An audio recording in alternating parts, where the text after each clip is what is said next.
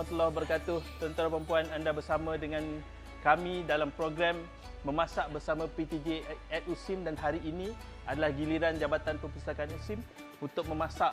Tujuan kita memasak adalah bagi bersempena dengan Iftar Ramadan tahun 1447 Hijrah bersamaan 2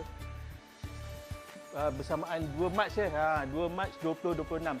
Menu kita hari ini yang menarik adalah yakni ayam masak Penang, aka ayam bawang. Apa saja namanya pasti sedap. Ini ayam yang kita tengah goreng, nanti kita akan gaulkan bersama dengan tumisan yang kita dah masak ni. Kemudian kita ada juga sup ceker, sup kaki ayam bersama dengan leher, pasti sedap. Di sana. Okey.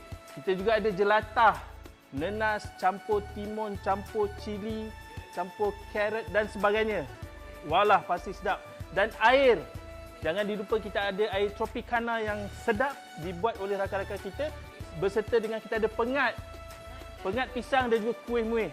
So pastikan tuan-tuan dan puan hadir ke Pusat Islam pada hari ini untuk menjamu selera, berbuka puasa dengan masakan yang kami sediakan hari ini. Bye.